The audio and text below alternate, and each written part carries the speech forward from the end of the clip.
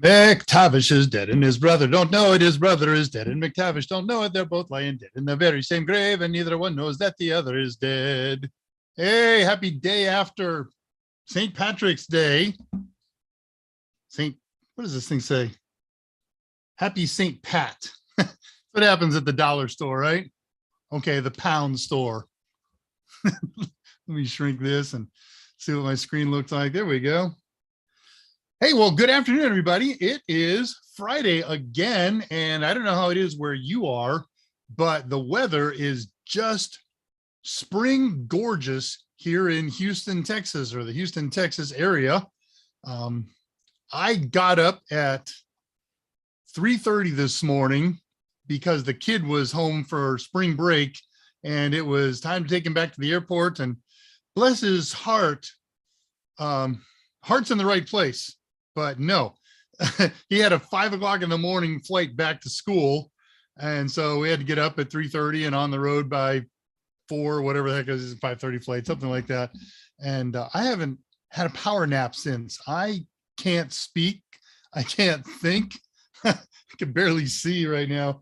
So forgive me if it's a little rough going today. And then compounding that, my partner in pie, Andrew Hutz, may be watching, maybe not. He's a little under the weather today, so I am solo again this week. So, that just means the contest activities get a little bit delayed. I got to do some of my own administrative work, and I got to do my own postings in the chat feed and all that stuff, but that's not a big deal. Okay, I got to keep that up, and let's bring this thing up and see what's going on. Oh my, that's something that's not going on. It is Friday. It's March 18th. Yesterday was St. Patrick's Day. I hope you did something fun. Did we? Yeah. We had a bunch of fun stuff yesterday. I'll fill you in as the day goes on, time permitting. 4 days ago was March 14th, expressed in the US as 314 or Pi Day all over the world. And I wait with bated breath on Pi Day to see what cool new thing that the Raspberry Pi group is going to introduce. And what they introduced this year was nothing. I got my annual notice that says, hey, regular contributor to Raspberry Pi Foundation, it's that time of year again. Please send money. Okay, it's that time of year. Please send a Raspberry Pi 5. Or some other really cool accessory. No. We couldn't do that. Just send money. We're trying to help people. And, I appreciate that. And that's what I do. But man, I really live for Pi Day and at least an announcement, something cool, some new operating system twist. The Uptons had a new baby, something. No, they didn't, but not that I know of. They don't call me and keep me up to date on these things. Nonetheless, we get together a week or so after that and talk about all things Pi and CompTIA and whatever. So this is Pi Day Friday or drama. I am Dave Rush, your erstwhile instructor. I'm not your instructor. I'm just a guy on YouTube, but I am the senior instructor for Total Seminars, where I teach all things CompTIA and I do wear lots of other hats. And it's just a lot of fun.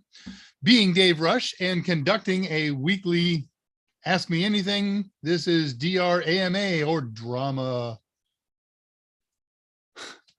Man, I always have this spiel that I write up about Andrew and his credentials in the back channel. But if he's not here, I'm not wasting it. I'll just move those to next week's. But they're really funny. I've had 2 weeks to work on them.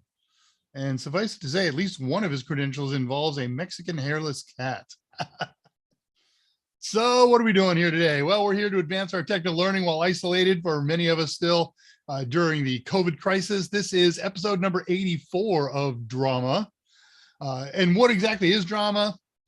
Well, we take questions and comments on anything technical or just about any other topic if it's not religion or politics. And then I kind of steer the focus of this, of course. For those of you who have been here a long time, you've heard this before, but there's always people, there's a 400 or 500 people every week that watch these in the archives and they've never seen them live before. So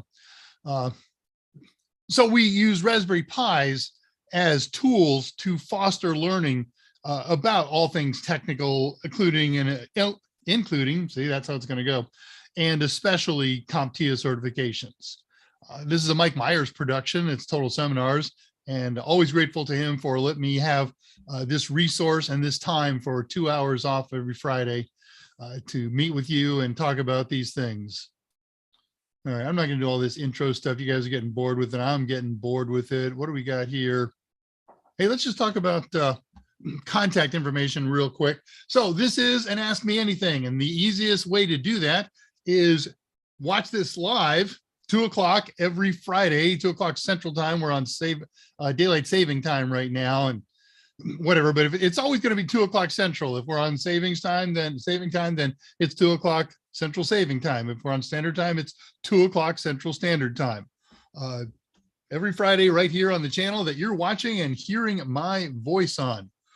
And so again, the easiest way to communicate with me directly is to be live at that time and post questions and comments and thoughts in the YouTube chat feed. But if that's not possible for you or practical, you got a long question, you got whatever the myriad questions you just might have, and you still want to communicate with me, there are other ways. That ain't the one. Man, I was all geared up to be smooth. Oh, wow, I have really mangled things up here. I'm just lack of sleep and I'm doing terrible things here. Okay, where's the button? There we go. Hit that one and then hit this one, and then the world's a happy place. All right, so you can contact me at any time, 24 hours a day. I'm not going to answer you 24 hours a day, but I'm reachable somehow at my company email. I am Dave Rush, and therefore Dave R. I work for Total Seminars, and therefore at totalsem.com. If you choose, you could also send me an email to my personal email, my public grand 400 email a day type messenger, drushtx@yahoo. And if and when Andrew come back around, communicate with him or email him. He's Andrew Hutz. So Andrew H. He works at totalseminars.com, totalsem.com. There's an office phone number. People are starting to go back to the office. Mike has generally moved back to the office. He's moved his AMA studio in there, and he's working at his desk 3-4 days a week. So I've been back in the office a lot last couple of weeks. I expect to be in the office on Monday and Tuesday working a project in there. So anyway, that's easy ways to get in touch with moi or Andrew or Michael M. If you want to talk directly and send an email straight to Michael Myers himself, the big man.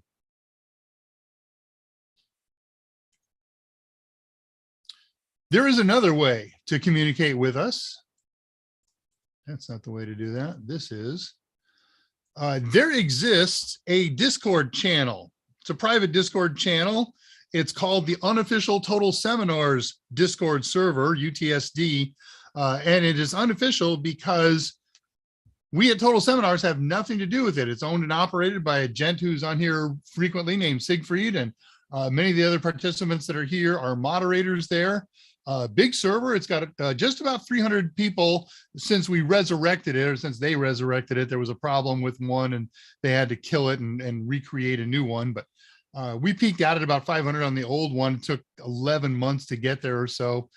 This server's been up and running for about 2 months, and we're already got 300 people. And, you know, probably of that 500, there's a lot of deadwood in there, people who punched in and then never came in again. So it's very active. We've got all kinds of things going on in there.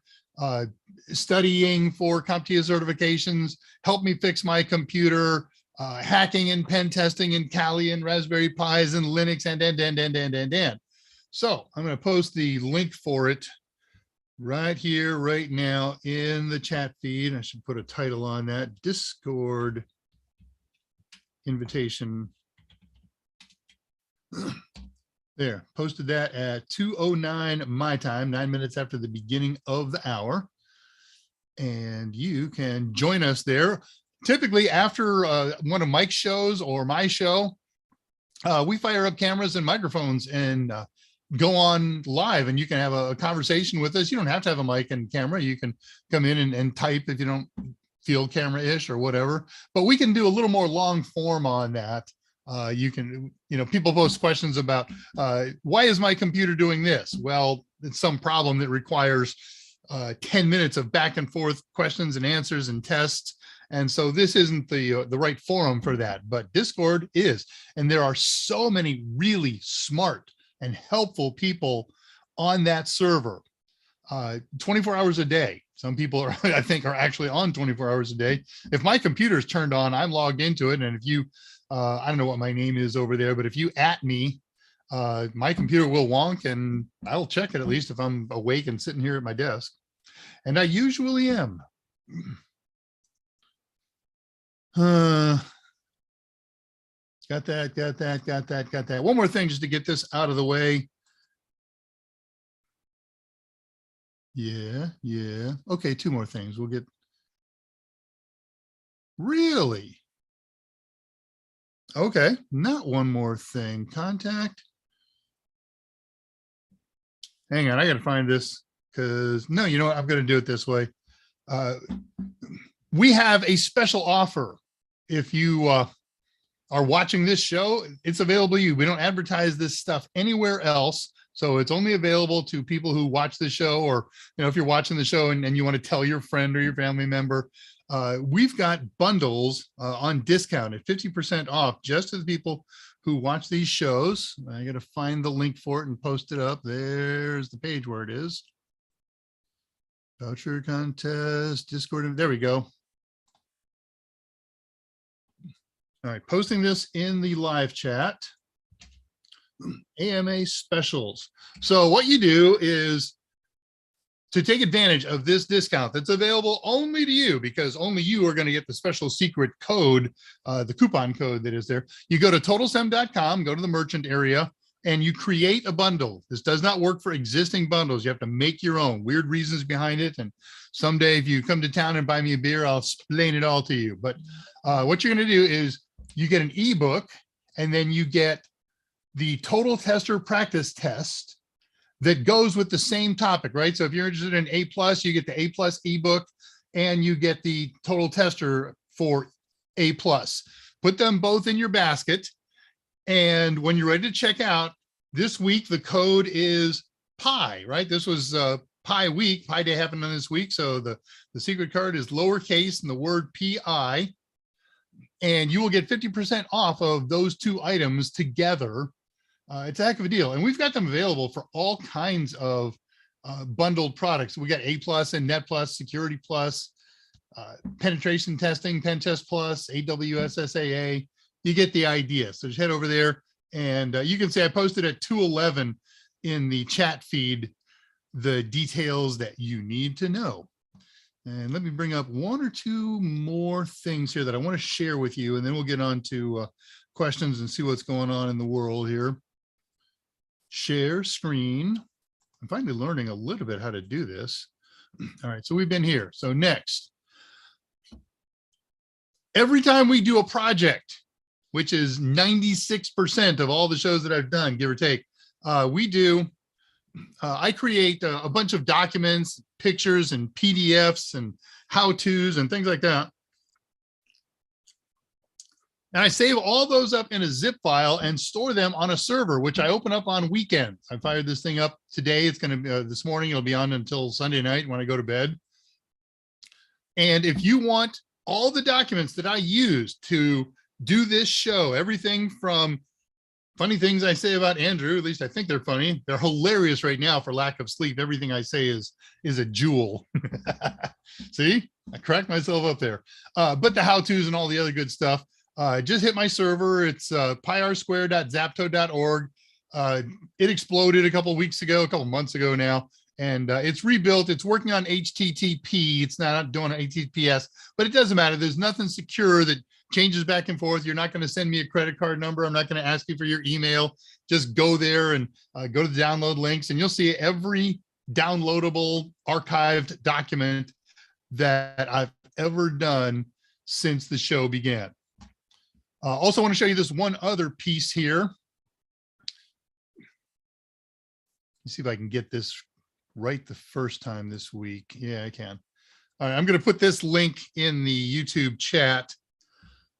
We do 2 contests every week here. Mike does 2 contests as well. He does his a little differently, but mine, I focus this month on ports and protocols that are listed in the objectives for the A+ certification, the current one, 220-100X. And I'll be doing that today. I'm going to ask you a question about a port and protocol from that list.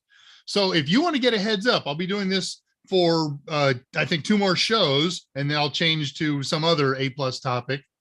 But if you want to know what I'm going to ask about, or what you need to know about in order to nail these questions, just download this PDF. I just posted the link in the chat feed at time mark 2:15.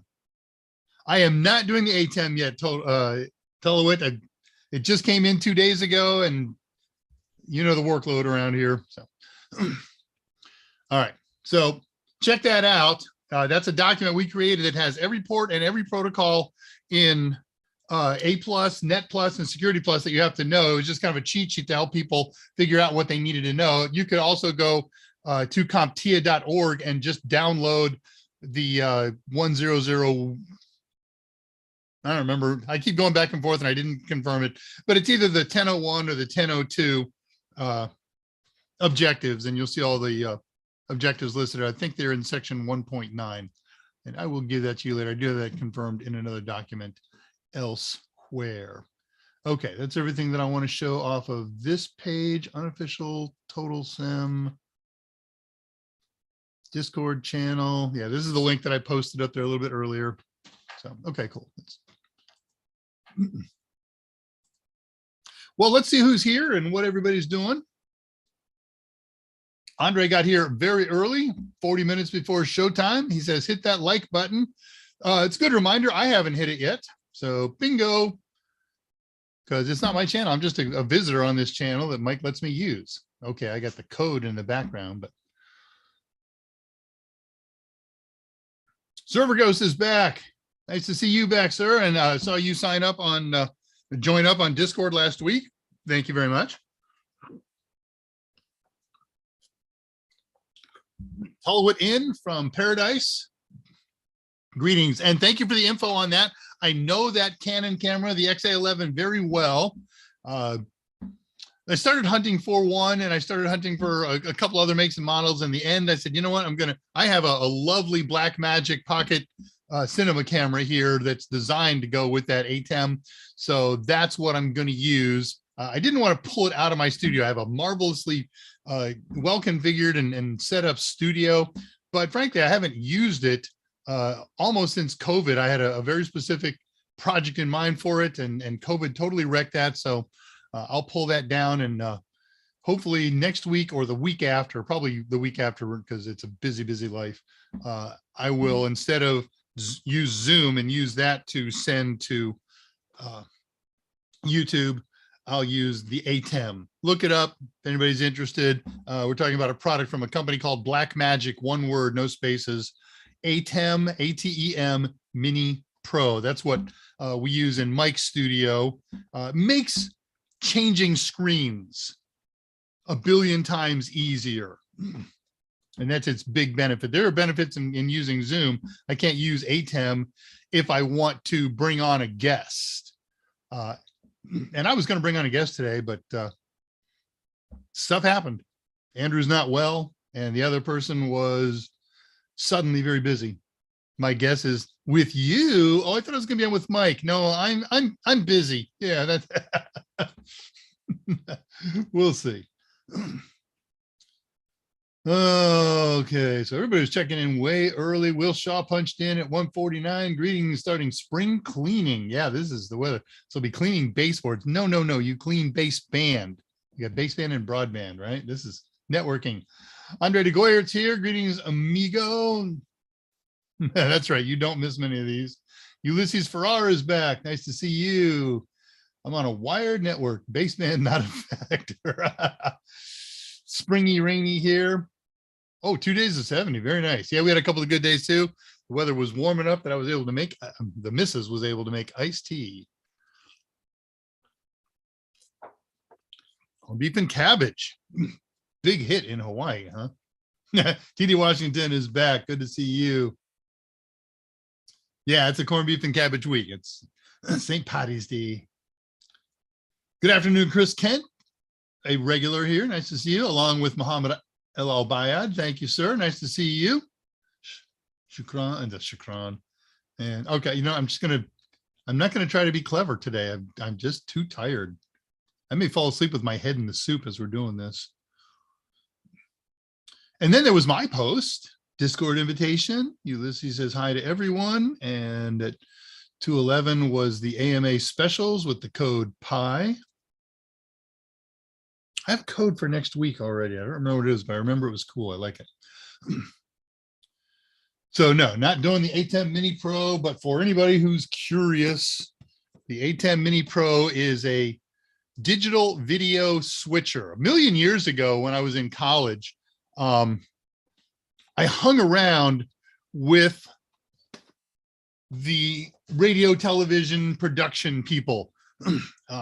Wasn't my area of study by any stretch, but you know, I'm a tech weenie, and you know, you give me a mixer or something like that. So getting in the control booth and using the old video mixers and switchers, that's everything I know. So now we're into this whole new world of push button switchers and amazing features and powers and capabilities built in. And a box like this does everything my 50 channel fader switcher did back in the early 80s when I was in college. So that was cool. Hi, Eddie. I love the Leprechaun too. A couple days ago, I made a stop at the dollar store. Got some green garland and my, where did you go? There's my glasses. My Happy St. Pat's glasses. Yes, love new toys enough. I have 3 new toys coming in this week. I was hoping one of them was going to arrive today. I'll save it. It'll turn up. It is going to arrive today. I was hoping it was going to arrive before the show. But I got 2 more new toys coming in. I got some toys in from China. I can't say it the way he does that. The other day. If I open this and put this in front of camera, you'll never figure it out. But I'm going to stick in front of camera anyways, just to show you something. What I have here is 2 5-packs. I can't see myself. Oh, hang on. Yeah, I got to see what's on camera and the lighting and all that goes. Okay. So little packages, they kind of look like 8mm film, but these are each little plastic compartments, and each of them holds an integrated circuit. And those integrated circuits, don't put them in there like that, are for the prototype Raspberry Pi accessory that I'm building.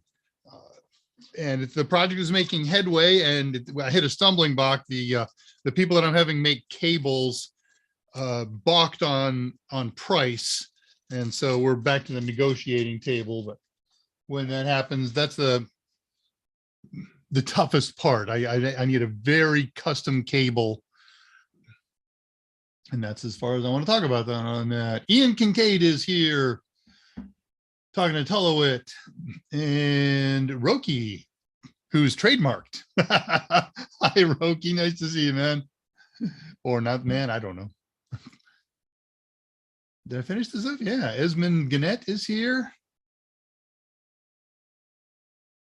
Sorry. The font on my YouTube pop-out channel is terrible. M's and RN's look exactly the same. So I'm going to presume that's Garnet or Garnett. And speaking of toys, you're going to get the Steam Deck. No, I don't have time to game. I fire one up on the rarest of occasions where I see somebody playing a game that I have that I know, I'll kick in real quick. And if I need a brain break and I have 10 or 15 minutes, these days I fire up RetroPie. There are billions of games that I didn't play in the 70s and 80s. And I'm just having a hoot experimenting with some of those. So no, I do not see myself Steam decking or Steam linking. I do play Steam games. All right, well, that catches up on questiones, which is good. I want I'm going to get to some material here today, things I got to tell you. How we got 23 people here right now. That's about the peak that we ever get in at one time. So I want to share some news with you. I shared some news with you a week or two ago that has changed suddenly and dramatically. So I went to a CompTIA Train the Trainer session a couple of weeks ago, a Tuesday night, I think it was. And they were talking about the rollout of the new A+, and I was there to find out what we would be allowed to tell people. And there were only 3 questions that I wanted answers to, and I got them all, and 2 that matter to you. One of them is, when does the new A+ course, exams launch? When do? Good grammar. And the answer to that was given that night, and we were given permission to tell you about it, and it has not changed. It's going to be April 20th. Now, everybody next asks, should I take the old one or the new one? So before I tell you the next piece of it, always take the old. Okay, there are millions of pounds of study materials and guides and practice tests and for the old when a new one comes out, right? So as the new one comes out, there'll be a lot more information that becomes available. And then, maybe that's something you want to explore. If you're the early adopter type, fine, knock yourself out. But it doesn't matter to your prospective employer. Your prospective employer wants to know, when did you get your A+? And that's all it says on your certificate. It says A+ certification. It doesn't say A+ took the 10.0x or the 9.0x or the 11.0x or whatever. It says A+ certified, Network Plus certified. So then what they told us was shocking, because it was so very different than the way they have done things in the past. They gave us the retirement date. Don't write this date down. This is going to change, but I want to explain it. They told us that it was going to expire at the end of August 31st, the current 10.0x.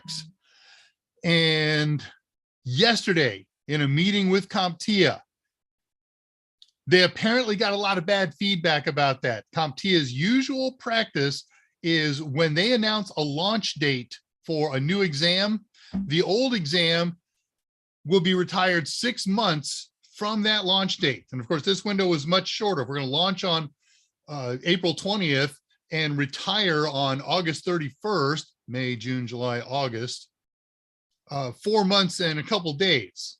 So they got enough. I presume that they got enough feedback. They didn't explain to me their rationale, but they did change that to exactly 6 months by date. So now the retirement date of 220 10.0x is no longer August 31st. It is now October 20th. 6 months to the date from April 20th. So if you were wondering, should I take the new one or the old one, this is even more reason to stick with the old one. You got plenty of time. There's still plenty of material out there. Stick with that. And I think what also probably happened is based on when we got the objectives to start writing the books and making the videos and doing new practice tests and everything, everybody else got theirs at the same time, all of our competitors and providers. I think they all went, we're not going to be ready. And one of the really big reasons that nobody's going to be ready is, if you are writing books like we do and some of our major name competitors, the big publishing houses, ours is McGraw-Hill, has encountered a gigantic supply chain problem, and that is paper. They are buying up trees that haven't been planted yet and won't be for another 10 years. So for that reason, and also for reasons that have to do with school closing and opening dates and launch dates and fall semesters and things like that, I think they coupled all those things together and said, all right, it's pushed back. So it's pushed back. All right, that's the news of that. Where we at here? 29. It's cool. Other stuff then, back to regular outline stuff. So we're going to do a project today. We're going to do giveaways. We're going to have contests for to win a Total Tester online practice test and to win a CompTIA exam voucher. Woohoo! But the project today is going to be part one of a two-parter.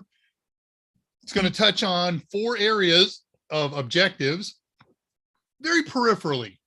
It's not something that you're going to get directly on a test, but what we're going to do is we're going to interface an OLED, an organic LED screen onto a Raspberry Pi. Let me share camera with you for just a momento here. It's very, very bright. And I've got my potato cam, which is just super hot. So you can kind of see it scrolling here under my finger. I'm going to bring this up and it's going to get so bright that it just turns into mud and muck and mush. But so that little 1x1 OLED screen, we're going to integrate that on Raspberry Pi, and we're going to do it as a 2-part project. Today, we're going to do the hardware, how to get it connected up and everything you need to know about it. And then next week, we're going to do the software. Let's come back to Dave. Hey. And figure out how to use it and how to put text on it and things like that. So do you need a Raspberry Pi? Yes. This is all the software is written for Raspberry Pi. The interface, there's plenty of computers that have this same interface, and that could be done. These particular LED screens are integrated on all kinds of devices, zillions of them.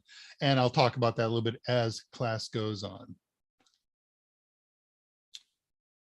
So what did we do, or where we been, where are we going? Last week, we did part 2 of a Kali Linux project. We did setting up a reliable VNC server and doing what it takes to make their stock VNC client work with it. It's very simple, very easy project. If you're going to run Kali on Raspberry Pi, see that episode. If you're going to run Kali on an x86 machine, it works out of the box. Their server, you don't have to do any of the magic stuff that we did to the .vnc config file or in the .vnc folder, the config file. But if you're going to run it on Raspberry Pi and you want to play VNC, you need my little tutorial. Sorry, reading notes here. So there is no official tutorial for today's stuff. I'm going to post in the chat feed something of a tutorial that's got a lot of useful information, but it's not a step-by-step tutorial. This is one of a whole bunch of sources of information that I had to gather and integrate. Let's see, I'm going to call this tutorial on the chat feed, OLED on Ras Pi tutorial, but it's not really, it's just kind of something to get you direction. I had to go and gather information from a lot of different sources. And I started this project months ago, 5-6 months ago, and I was overwhelmed by all the different chunks of information. And after working on it, not diligently, but for a couple of weeks, I said, you know what, just back shelf this thing. I'll let some of that stuff percolate, and then I'll take it up again a little later. And a couple of weeks ago, I took it back up, and the percolation did work. I had a pretty good idea of what kind of things I needed to find. It still took me 2-3 days to get all the stuff gathered and refined and make something workable with a good step-by-step tutorial that I can provide for you. But it's a cool project. If you want to do this, you're going to have to buy $10 worth of parts in the US. You should be able to single source them, but I'll give you multiple sources for the least expensive way to go. But the cool approach to that is then I'm going to show you how you do the hardware side of today. I'm going to show you the hardware that you would need to buy if you want to do this with me. And you will have time, if you start shopping tomorrow from the sources I give you, to order tomorrow, to get the stuff in a few days, at least in the US, and then go back and watch this episode or use my archive documents and do the hardware side of things. And then you'll be ready to follow along. You can follow along in real time on the show next week and start using it. A lot of fun. Let's see, did that. Okay, did that. I'm reading notes here. I gotta do that. There we go. Reading my notes here. So news, tricks, and techniques of the week. No. Nothing noteworthy there. Time change we already talked about. Pi R square is working. I have no news, tricks, and techniques of the week. I don't have any old unanswered questions. I'm not doing that since Andrew's not here to help. And I need his help with this one. So when I come back to my notes, we'll be ready for a Total Tester online giveaway contest. So let's see what's happened while I've been gabbing. There we go. Chris Dotree turned up. I missed you. I'm sorry, I didn't say hi to you. I had to go back in time for a second there. Hi, Chris. Good to see you back.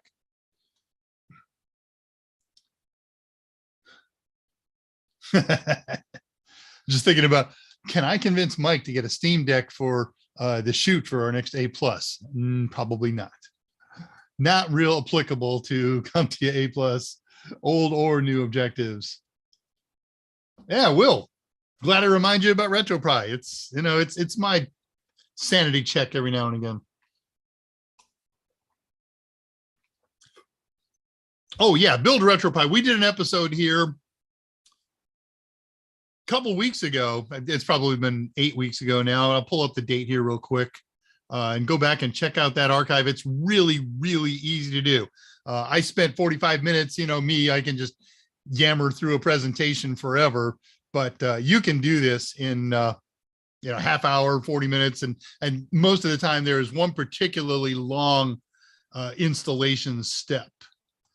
But I got the document up that'll tell me where to find RetroPie installation. 1 year anniversary and RetroPie 8.6.21. No, we didn't. It's not that far back. There we go. October 22nd of 21 is when we did the RetroPie episode. And then I did a part 2 the following, I guess 2 weeks later, on November 5th. 10/22, yeah. Okay, so there's 2 episodes on there, but the core is done on October 22nd, and the rest of the cool features, additional stuff we did on November 5th. Do check that out. And, you know, you can go look at it on the YouTube archives. Just look back where you usually go to find this page. If you look at playlists across the top menu, you'll see all of my shows in archive. And now you know the dates for those. And of course, you can always go to my server, pirsquare, pirsquare.zapto.org. And you can just download the notes and follow them step by step off of paper if that's your preference, instead of watching me gab on for 45 minutes or an hour or whatever it was. Let's move this over here because that changes things. Cool. And back to the chat feed. See lots of people talking to each other. That's a good thing. Please do. And again, join us on Discord to do that. Beg your pardon. Let's see. My vouchers will expire in October. Cool. Take your exams before then. By the way, if you have an A+ voucher, bought it today, it's good for a year. Now, A+ 220-10OX isn't going to be good for a year, but if you bought a 10OX voucher, you can use it for 11OX. The same is true for Network Plus. If you bought a voucher planning to use it for N10007, you can use it for N10008. Little known secret. Okay, did that. Chris Kent says, I know who you remind me of now with this technology MacGyver. I don't know how to respond to that. Thank you, I think is the right response. Old MacGyver was cool. I can't watch the new one. That's probably just because I'm old. I'm sure new people who didn't worship the old MacGyver. Ronan Reeds is back. Has Raspberry Pi went up mid-price due to the huge scalping of current electronics? Raspberry Pi has not gone up in, let's go back here. Raspberry Pi did go up in price. So the stock model has always been $35, right? Now they came out with 4 models of Raspberry Pi 4. the 1 gig model and the 2 gig model.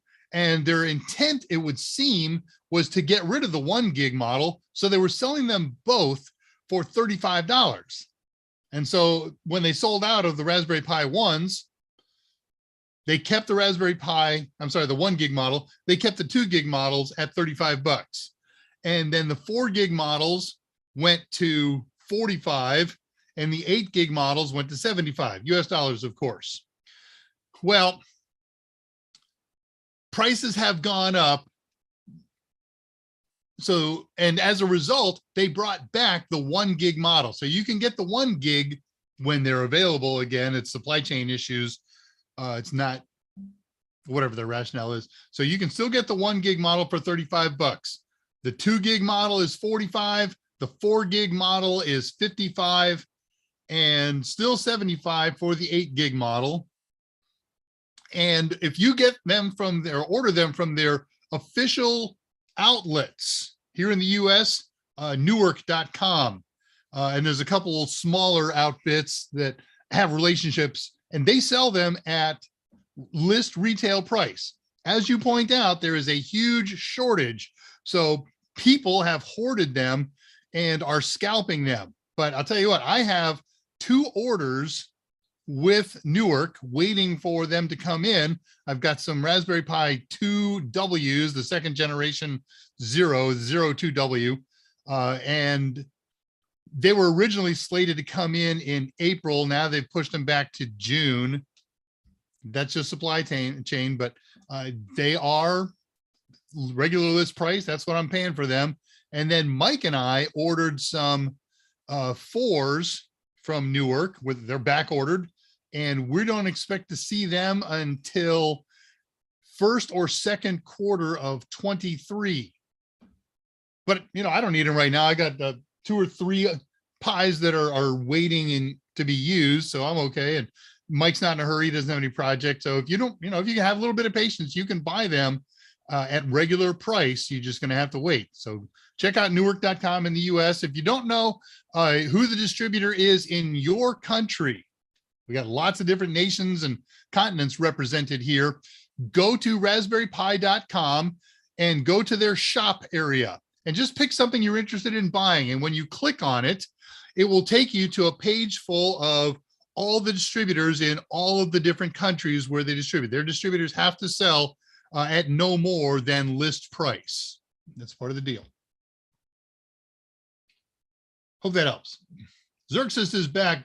Nice to see you, mon ami. Doing good. Should be studying, but watching drama is more interesting. Thank you very much. I think so. Ian, same. I was studying then realized I was live. I'm live. I grew up in the 80s version and don't recognize the reboot. Yeah, all that stuff. There's no new ideas that come out of Hollywood, is there? And they're rebooting Fresh Prince. It looks very, very different. Very dramatic now. TD Washington, FYI, Udemy courses are on sale today. FYI, Udemy courses are on sale 90% of the time. The sale will end and it will be 5 to 7 days before the next sale happens, and then the next sale will happen. But yeah, but absolutely. Take advantage of Udemy sales.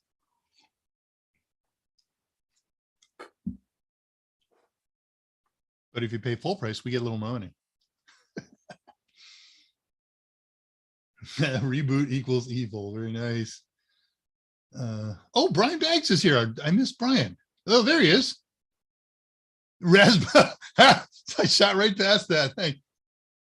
So that was after Ronan Reed's question about the price of pie. So what are you saying? Brian, MacGyver would make a Raspberry out of toothpicks and Scotch tape and Scotch. Yeah, he was very cool. What a great fun show. Ronan says, I remember Raspberry Pi back in 18 for 35, sold it, but I may get another one. Yeah. I used to hunt. I still hunt, but it's worthless now. There's no results. In all of the resale sites, the Craigslist and the Facebook resales and all that kind of stuff. And I used to just pick up pies by the wazoo. As everybody knows, when I was first doing this show, I had about 100 pies in here. I sold 60 of them last year. so that I could get more money to buy newer models. And I'm running about 24 pies these days. And I got a pie sitting here that is my development pie for projects. And I have to stop that because I have 3 micro SD cards beside it. These projects are ever rotating. I want to work on this one for a while now, know this one. So when I want to work on a project, I do a shutdown on that. I pull the micro SD card and I put it in the labeled little container and then get another micro SD and put it in and boot it up. It would just make a heck of a lot more sense if I had 3 running right there. Yeah. So I will. I'm trying to start my career. Okay. A question, be still my beating heart. There's been questions, but this one's along the lines of what we kind of hope for. So Lamba Man.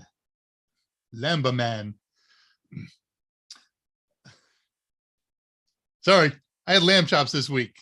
Lamb chop loins. So whenever the kid comes home from vacation, we fire up something good. I did a 2 for this week. I smoked a brisket and we made lamb, one of my favorite things. All right. Your question is, I'm trying to start my career in IT. Mike told me about you. Oh my gosh. I got to tell him never to talk about me again. Oops. So what would, I can't read right now. I look like I'm asleep. So sorry. What was the suggestion to getting a job for a newbie? Okay. So what do you need to get a job in IT if you're just starting in IT? You need a little bit of knowledge. Okay. It doesn't have to be a certification. Certifications are great. They do help bring your resume higher up in the stack to get you an interview. They like experience, but let's go with order of desirability. And then I'm going to give you the key to the whole thing. Most employers desire a 4-year degree. And if that's not possible or practical for you, and in a technical field, if we're talking about IT, it doesn't have to be an IT degree. You don't have to be a CS major or an IT major, but it sure helps, right? And if you can't pull that off, a 2-year degree, technical, hopefully computer oriented. Certification bumps that up a little bit above everybody else who doesn't have those things. Experience. Now that's everybody's big sticking point, right? So I don't have an experience. I can't get a job till I get experience, and I can't get experience till I get a job. Okay, we all understand that. And so the answer is make your own experience. You're going to have to work for friends, work for family, intern with somebody. Hey, I will work here for free or for minimum wage or whatever, just so I can learn the ropes, so I can get some things on my resume. And one of the things you can do on your resume is not say, I worked for my family. It's repaired computers with problems such as use standard troubleshooting techniques and things like that. So, create your own experience when and wherever you can. Now, the other piece that you're going to have to do, you're new at it. You don't have experience at it. I don't know if you have a 4-year degree or any certifications, but if you don't, there's still work available. But here's the key. You're going to have to be willing to scrape up the crumbs jobs for a while. Very simple help desk, very simple interning, follow along, apprentice, something like that. You won't have to do it long. That's really good news. You learn this stuff fast. There's high turnover in help desk environments because as everybody learns their stuff, they move up or they move out, and the same thing will happen to you. So hunt the job sites, look for CompTIA. Use the term CompTIA. You're going to find people looking for CompTIA certified people in all kinds of certifications, A+, Net+, Sec+. Look for help desk. If you've got any other skill sets, if you're a programmer, you're a coder, look for those things and use, LinkedIn, use Indeed and Monster and Career Builder. Get your face out on all of these things. Have searches going all the time. Have a plan. How much money am I willing to accept? And keep that number low. You're a beginner in the IT world. You don't get to walk in as the VP of servers on the first day, second day, third day maybe, but you're going to have to go in at the beginning. Are you willing to relocate? Okay, if you are in Quad City, Iowa, lovely place. There's technical work there, but not a ton of it, right? You're going to find a heck of a lot more in Silicon Valley. You're going to find a heck of a lot more in Dallas and in Houston and Austin and New York and Philadelphia and, the big cities. But be willing to consider relocating to where the work is. That's what it's going to take. And once you get your foot in the door, keep moving. But here's what not to do. Don't get a pile of certificates and hold them up and say, this ought to get me a job. It doesn't. Piles of certificates, that's for collectors. Okay. A certificate is something you do to help you get that first job or to then help you move into the next job. I need this certificate because I have this experience and I have this job, and the job that I want to do next is that. I've researched it. Everybody who's hiring for that says you ought to have Network Plus. So while I'm working here at my current job, I'll study and earn my Network Plus certification or the equivalent knowledge or the equivalent experience. All right. I dragged that out long enough. Sorry. It's one of our favorite soapboxes. Will. Sound like me, David. Start projects take forever to get them all done because there's too many. Darn right. Hey, I have a question for you. We got I've been thinking about it all week. It just kind of popped in my head. One of the things that, if you and I shared a flight deck, this would be a conversation we have. So I have a flight deck conversation question for you when I see you next on Discord. And I'm going to throw the Discord link up again right quick.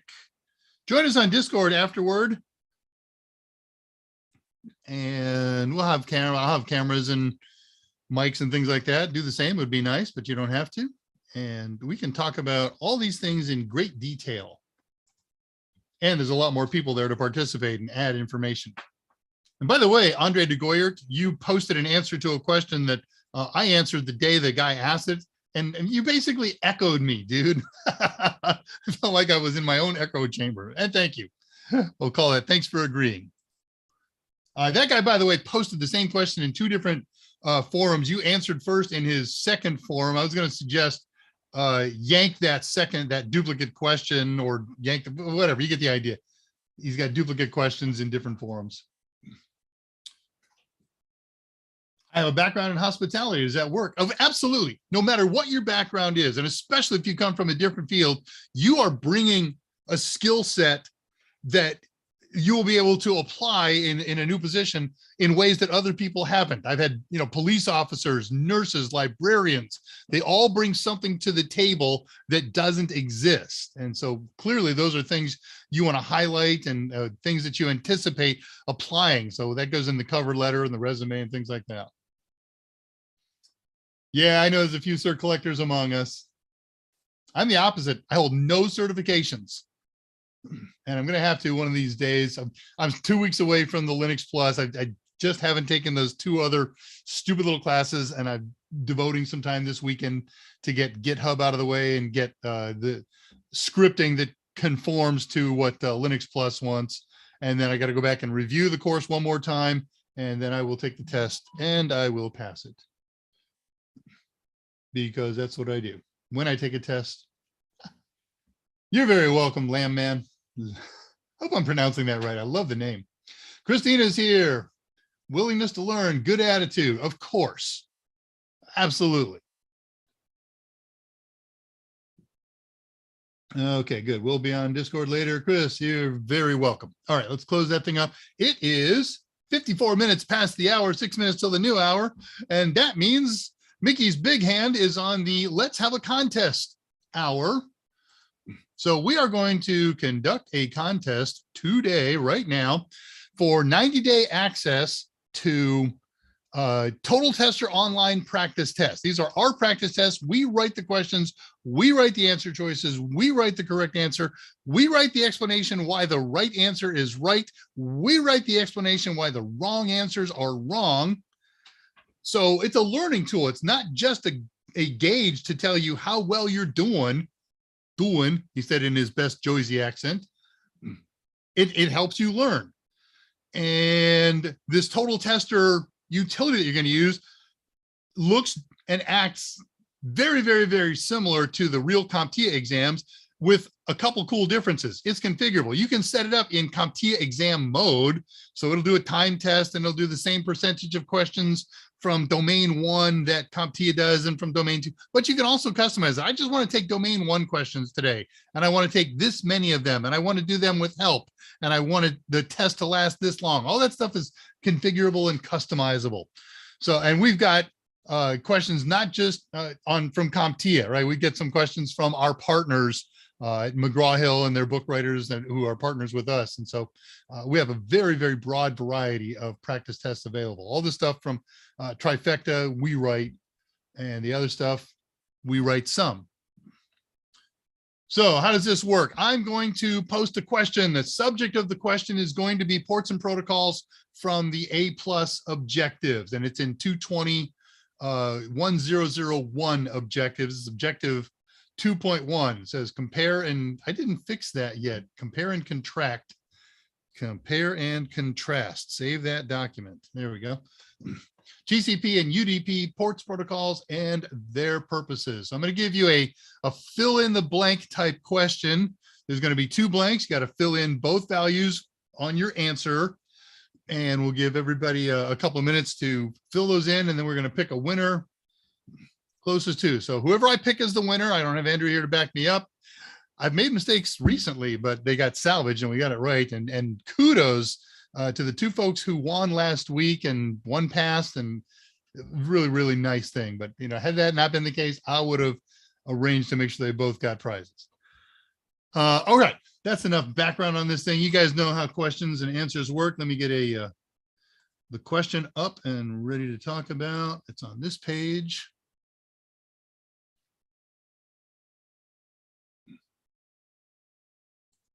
Okay, then we go to the sharer, and here comes the question. Be ready to, by the way, if you see your answer ahead the same as somebody else's, and so I'm not going to put it up there because they got it. You don't know when I'm going to see it, but I guarantee it's going to be a different time than you see it and when you see somebody else's. So don't skip trying to write an answer because you think somebody got it ahead of you. All right, here goes. Click, click. All right, the question is, going to fill in the blanks. There are 2 answers required on the same line. And I don't want to see part of the answer here and part of the answer submitted down there. There's 2 email receiving protocols. Blank, one of them, is an email receiving protocol that runs on port such and such. And the primary notable characteristics of the particular protocol that I have in mind today, it's got 2 of them, are it does not support organized folders. Remember, this is a receiving email protocol, and it does not save emails that have been read. So there's a couple email reception protocols. The one I want you to tell me about, give me the name or the initials for it and its port number, is the one that doesn't support organized folders and does not save the emails when you read them. So I'm going to leave that up. I'm going to start looking through answers here. Oh, I'm not going to start looking through answers. I got to do something here. So just keep posting. I'll be there in a second.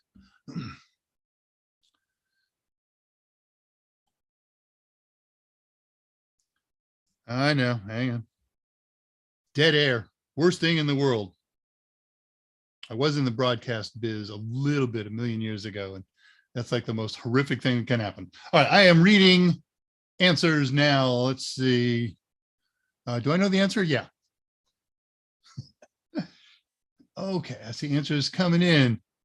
Andre doesn't post an answer, he just posts pass. Thank you very much. So Ulysses, not looking for 2 different protocol numbers. I'm looking for the name of a protocol and the number of that protocol. Okay, I'm looking at some answers. I see people passing. Maybe they have it right, maybe they don't. No, no, no. That might come in handy. Let me do a little bit of Administrative work here. I have a winner. You may stop submitting at this point. Oh, not that. What? What? Oh, what? Weirdness. Sorry. Oh, I see what's going on. Okay. What's today? This is the 18th. Oh, all right. I got to stop sharing this thing so I can do my documentation. Sorry about that. There we go. Oh, isn't that interesting? I didn't do that. Okay. That's all right. I'll get that fixed in a little bit. All right. So our question was, tell me the name of the protocol and the port number. That's an email reception protocol that does not support organizational folders and does not save emails when you read them. And my winner, where'd you go? Well, the answer is I would accept POP or POP3, and the port number is 110. I see people put two different port numbers, and there's only one port, right? It's the answer is POP or POP3 and 110. I show the winner as Brian. If you won before, you can win again today. So that's cool. I didn't bother to look up to see if you had won before. So Brian, congratulations. I'm posting right now how to claim your winnings at Brian. We got two Brians, not Brian Baggs this time. It's regular Brian. And Brian, I just posted the how to claim at time mark 3:01. And what you're going to do is you're going to send an email to me, Dave R at totalsem.com. You must include 4 pieces of information in there. If anything is missing, I don't babysit anymore. Right? I get people who bungle this all the time, and I don't go back and say, you forgot this little piece. I'm just going to send you back incomplete. Please resubmit with all information, okay? Because this stuff takes time, and I don't have that kind of time. So you're going to send me an email, 4 pieces of information in there. You're going to have your YouTube name in there, Brian. You must have your real name in there, first name, surname, your email address that you want us to communicate with you on.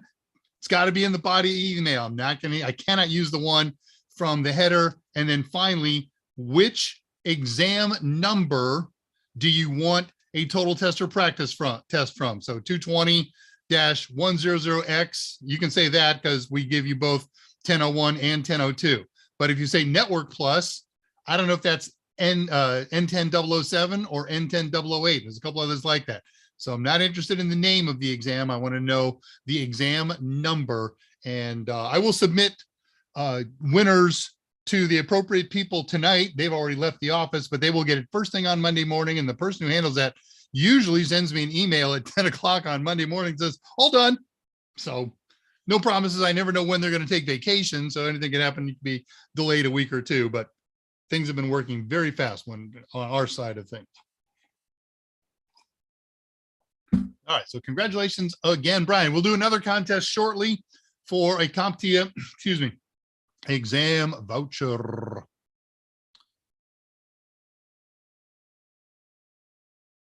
Oh my, I got to fix something here.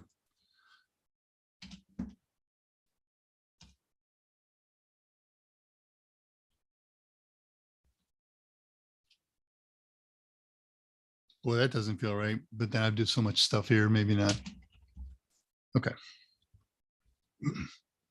Shrink you down. All right, what else is going on here in Q&A? Is there anything, questions happen in there? Do people post questions while answers are being posted? Willingness is okay. Well, sure, I'll be on Discord après le show. Okay, d'accord. How many people work for Total Sim? We have about 3,500 employees. Varies day to day,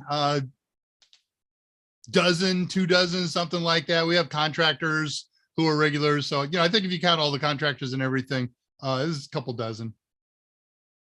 We're a very small mom and pop shop as far as, regular 1099 employees, if that mean anything to you.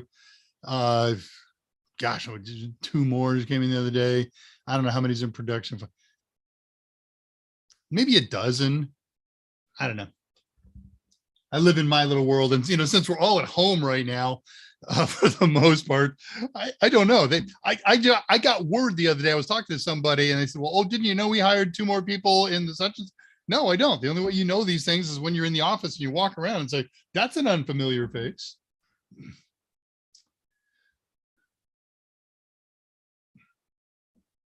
Okay, passing. I'm just checking over in there. Yeah, Mohammed, I was looking for the name of a protocol and its number. So 25 and 110 weren't going to do it. We were looking for POP and 110, or POP 3 and 110. And Will Shaw passed through. I won't be much longer. Almost done with 008. Okay.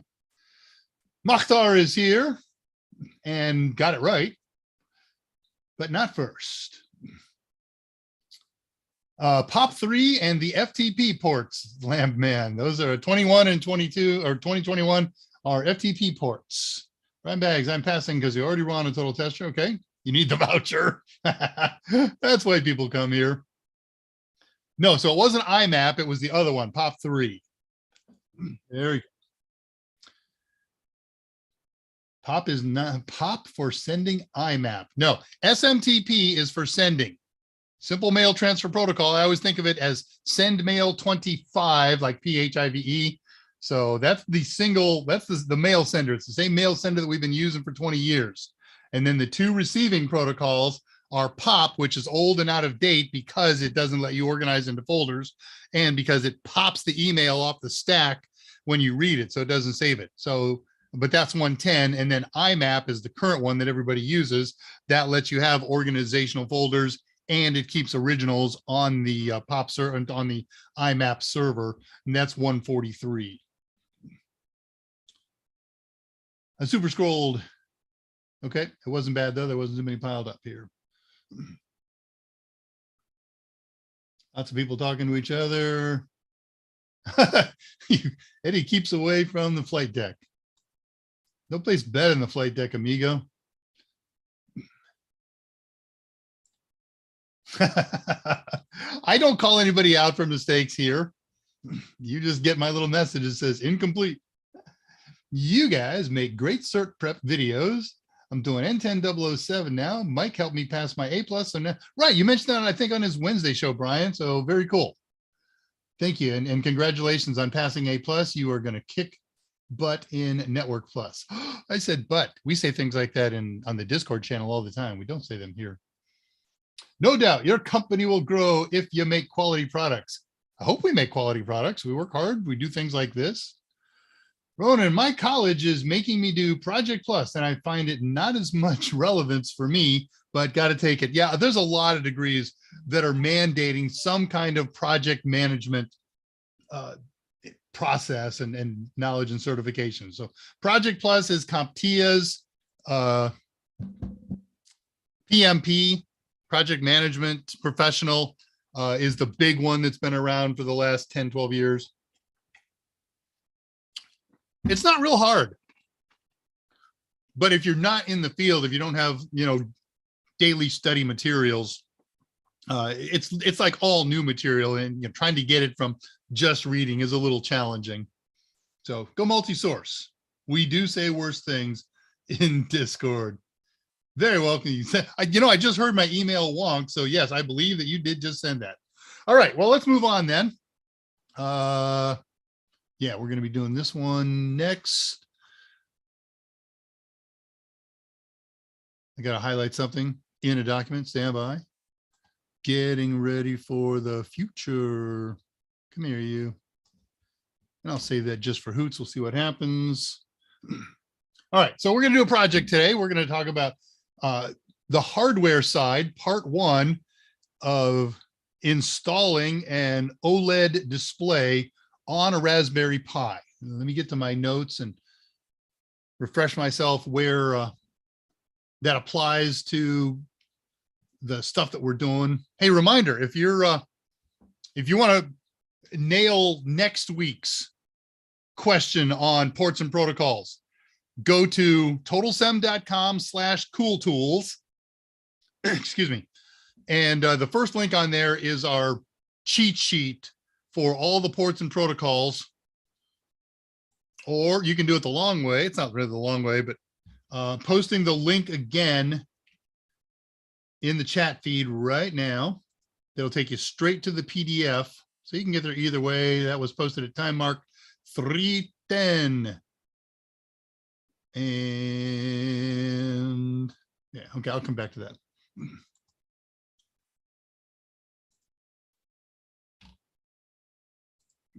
So this week's project, connect and use an OLED organic LED display to a Raspberry Pi. Objectives, we're going to cover some Linux commands in here that are directly applicable to A+. We're going to be using the kill command. We're going to be doing that next week. The PS kill command, the PS and sudo, all of that's next week for commands. Same for scripting. We're going to look at some Python scripting. Those are A+ objectives. We're going to look at the OLED display. That's directly out of A+. That's hardware. We're going to take a look at that. That's cool. And unrelated, we're going to do some simple electronics, really simple stuff.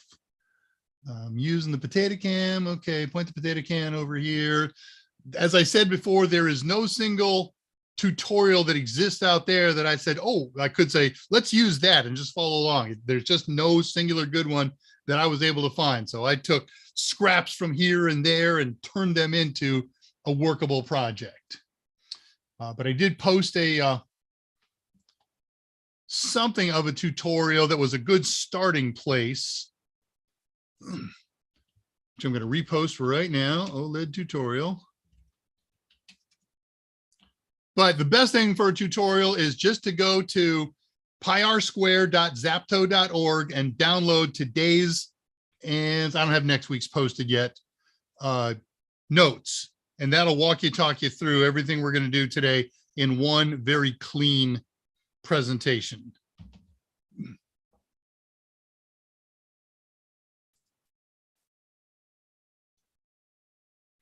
Did that.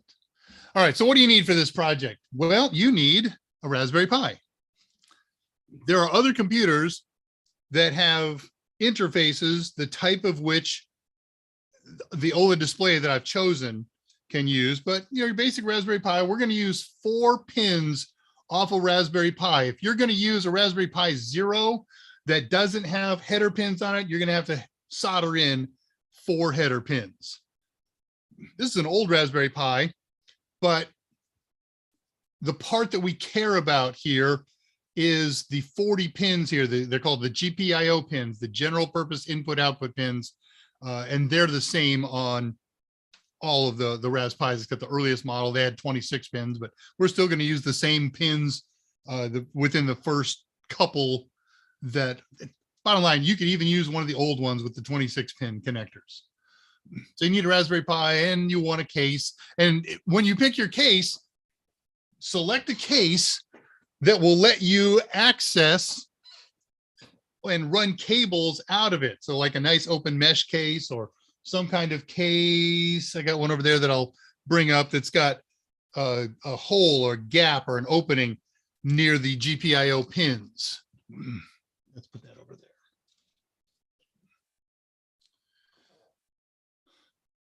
You need a network connection. You will for the software side of things, because we're going to download software from various places on the web.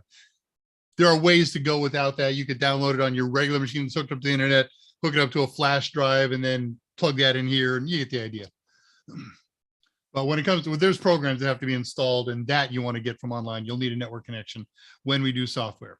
So what is OLED? Well, we know what an LED is, right? That's a light emitting diode.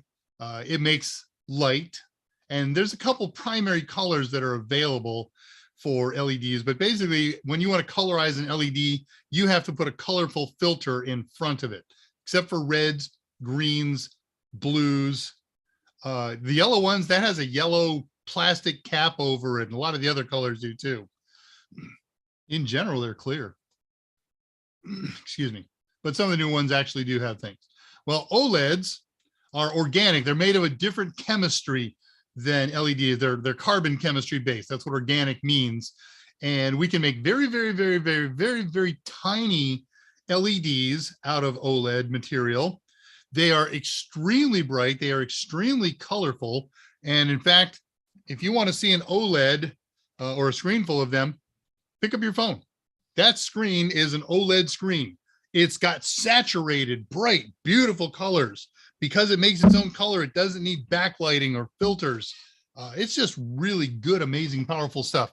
We used to say in the early days of the current 220 10OX A+ stuff that you won't find OLEDs in things bigger than phones because the technology was horrifically expensive. And that was true back then. However, you find them in tablets now very commonly. You find them in laptops and notebooks, and you're even seeing them in expensive televisions, full, the big size ones. They're not cheap, but they're a heck of a lot less expensive than they used to be. And it's becoming practical to put them in larger display environments. Now, when you buy, now I'm not going to do that yet. I'll do that here in a second. So we're going to use a model of an OLED called an SSD 1306. It's about 1 by 1. It's 0.96 inches by 0.96 inches. Let me show you one that doesn't have power applied to it right now. Just got some wires hanging off of it. So a little 1 by 1 or 25 millimeter by 25 millimeter, give or take. Looks dark, and they come in all kinds of colors, but they are filter based. So these particular ones that I have in hand are blue. Sometimes you'll buy these things that, well, you can get them in white, you can get them in red. If you get them in bicolor, what it is it's a filter. Usually it's yellow over blue. So there's a yellow filter. You can't see it. It's buried back behind the glass. And then a blue filter or no filter with blue stuff behind it. So I'm using a mono one in the interest of demonstrating technology and keeping things inexpensive. How much is that, Dave? Between $3 and $5 plus shipping. If you buy it all in one place and the other two things you need, you can get everything for $10 with shipping in the US. So this model is an SSD 1306. Write that down or get it from my notes later. Now, the problem with that is there's a bunch of different variants of SSD 1306. I'm going to show you that in a momento. Starting with resolution. SSD 1306s come in two resolutions, 128 bits wide by 32 pixels deep or by 64 pixels deep. You want for this project the 64. They cost the same price, and you'll see why. They also come with two technology interfaces. Now let me do a little sharing with you on this and start showing you what's going on. Share screen over on this page. Share, select this. Okay, so this is an SSD, excuse me, 1306. You can't tell much about it by the labels here other than it's 5-volt ready, but here's an important little factoid. Oh, by the way, you can tell if it's 128 by 32 versus 128 by 64. The 138 by 32 looks much more like an envelope. The 128 by 64 looks a lot more close to square. Now, what you see up here are 7 solder blobs, 7 pins. And if, let's go to the next page. This is what the back of it looks like. And if you buy the one with 7 solder blobs on it, you can do that. You can make it work. But here's the problem. It comes with 2 interfaces. You enable one or you enable the other. And by default, this has an interface enabled called SPI. I'm going to talk about that in a couple of moments. It can also support an interface called I2C or I2C. And we're going to use that interface. That's our preference for this thing for reasons that will make sense. And here's the problem. This thing by default works on SPI. If you want it to work on I2C, see this thing that says solder jumper 1 and 2. You have to take a little piece of wire and solder that wire to these two pads. It's a very easy thing to do. If you got a solder iron, you don't need a lot of skill. And now, hey, today it works with I2C. And if you unsolder them and pop that little wire off, now it works with SPI. I'll get ahead of myself here. So I'll go back. They all have voltage input and ground. CS, I'm not going to explain all these things to you. I'll show you when we get to it. That makes more sense. So you want the 4-pin version. So watch that. If you go shopping for this thing, the 4-pin version is native I2C, IIC, right? I squared C. And it has 4 wires. One of them is a ground wire. One of them is a positive voltage wire, VCC. And this is the I square C clock. And this is the I square C data line. So that's what you want. You want an SSD 1306 that's 128 by 64 and works native I squared C. Now, one other thing you want to do when you shop for these things, sometimes they will sell them with the header, but it's not soldered in.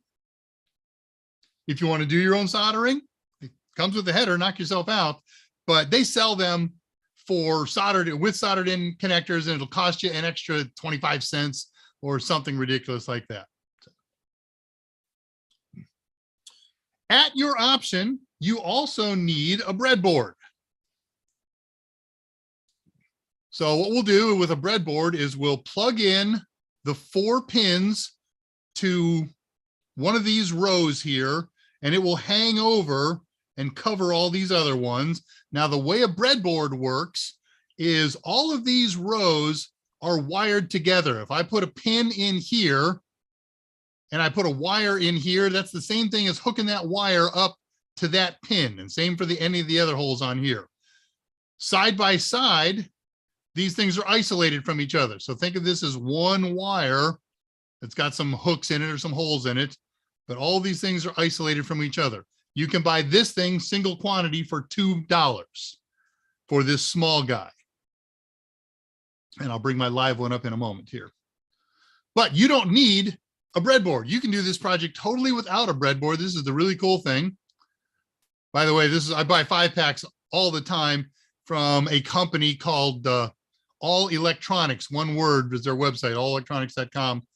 And you can get this 5-pack for $5 from them. The last thing you need are cables. So if you want to use the breadboard, you get 4 DuPont cables, any length. I would suggest making them at least 7 inches or so, 6 inches. That's what those are in this drawing. And these are male. They have little pointy ends that go down into the holes. And these are female. They have a hole at the end of them, and they go into the GPIO port pins of your Raspberry Pi. But again, if you want to skip the breadboard altogether, that's how it all works out when it's wired up. So here's my 4 pins. They're pressed into 1, 2, 3, 4 holes over here. And then there's my 4 wires with pointy ends that go in there. And then these 4 wires will go to the other end that's got a hole in it. And we'll put that hole over GPIO pins kind of here. So this is the one that I've got sitting down on front of my desk. But you can use DuPont wires that have female for both ends. And in that case, what you do is you just put the females over the pins on the back of the OLED, and the other end of the females onto the appropriate pins of the Raspberry Pi. And you don't, so it's going to dangle. It's going to look something like this. You can see me in the corner there. And that'll save you $2, $1, $5 if you're buying them in quantity.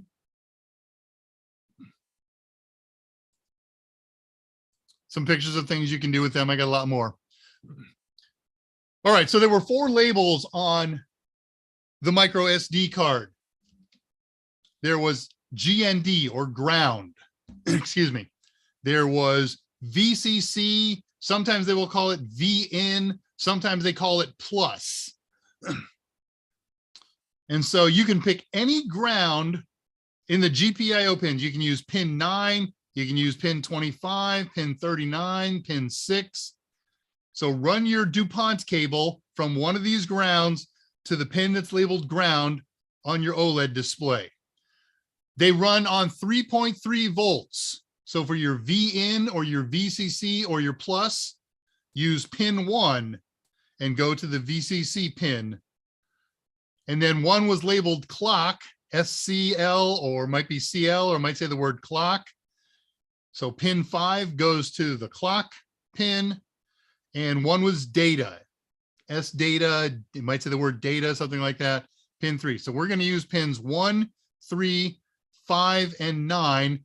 And you can see that's the inner row here that's nearest all the guts of the board.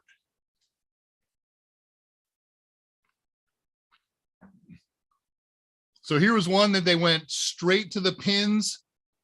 And this one, look at that rectangle, that tells you that's a 128 by 32. So it would be much more square.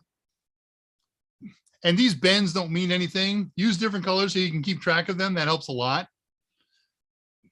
And if you go to All Electronics has DuPont cables of every flavor. You can buy batches of 25 for $1 or $2. So get a batch of female to female and a batch of female to male. And now you have all your options. Get a 5-pack of breadboard so you can do a lot more experimenting down the road. Now they sell an SSD 1306, but it's SPI and the solder job on it is complicated. I would go to another source for an SSD 1306. In fact, eBay. Okay, again, meet all those criteria that I talk about. Get one that's soldered in. It's 4-pin. They also call that one wire because there's one data wire. There's other data wires when you use SPI. Okay, that's the end of that picture show. So I'll hold off there.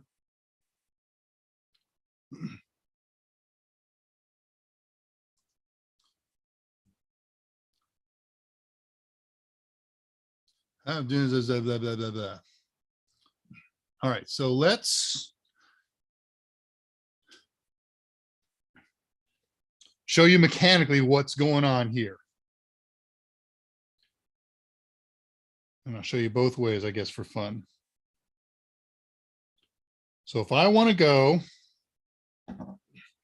straight from a Raspberry Pi to my display, I'm going to set up my DuPont cables with the female connectors on 1, 3, 5, 1, 3, 5, and 9. And know which is which one's the 3.3 volts and which is the data volts and or data line, which one's the clock line, which one's the ground line. And then you can just take your SSD, hard to see here, but there's my pins, and match up the other female end with the appropriate pins. Come here, you. There we go. I'm not going to do all 4 of them, but in the end, you'll have a nice little dangly there. Now, if you're going to use dangly method, don't let this touch anything metal, the back of this thing. It'll short out and it'll kill the Pi and it'll kill that. And that's why I like the breadboard. So if you're going to use breadboard method,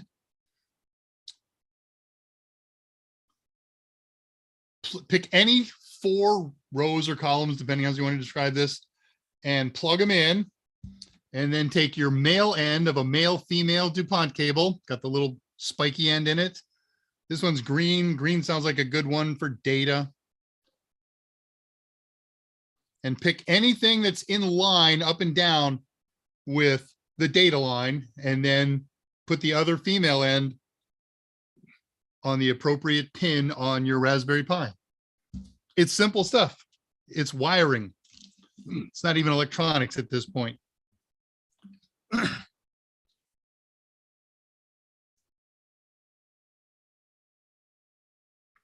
Oh, you can also get SSD 1306 from all, if you're into electronics, there are 3 really gigundous distributors in the US where you can get electronic parts exactly the kind you want. Mauser.com, M-A-U-S-E-R, Newark.com, and DigiKey, DIGI-KEY.com. That's where all electronic people buy all their parts in the US, at least current and in stock stuff. but sometimes you can get better deals by going to Amazon or eBay or your favorite surplus joint. I'm not going to do that. I'm wasting time here. How am I doing on time? It's 29. Okay, about 5 more minutes of this, and we're just about done. All right, so you've wired up your Pi. Check very, very, very, very carefully before you do the next step. If you're going to do this as a follow-along project, I would recommend starting out with a fresh, shiny new install of the OS, but you certainly don't have to, and it'll probably work just fine with anything that you've got on there, unless you're already messing around with a lot of other GPIO pins. So now what we're going to do is we're going to turn on those pins so that they will work with the Pi. Now, as I mentioned, there's 2 protocols that are used to communicate with devices out the GPIO pins. One of them is called SPI, and the other one is called I2C. The difference between them is a lot, but the similarities between them is also a lot. Those 2 protocols are electronics to electronics. In fact, they are chip-to-chip communications protocols. And we can turn on SPI in here, and we can turn on I2C in here. We can turn on them both. They use different pins. The reason that we're using I2C is because all the code that's out there has been written to support I2C. You're going to have to do some significant Python rewriting and get some different libraries to use SPI. Is one better than the other? Yes. SPI is faster. So if you got really fast stuff that needs to talk to each other, then SPI might be a preferred protocol. But for what we're doing, there's not so much data on here that we could overwhelm it. It's still very, very fast, but we want data on a display to actually be kind of slow so that we can read it, right? I don't want things going, I wonder what that said. So let's connect to a Raspberry Pi real quick. I'll use a graphical one. Let's use VNC here. Is that VNC running? Yeah, but I can't. There's VNC. And I will just pick any old Pi at random here. This one looks like a good one because I've already got it turned on my other one here, Raspberry. Yeah, I typoed the password. Try that again. RASPBERRY. There we go. All right, let's share this with you.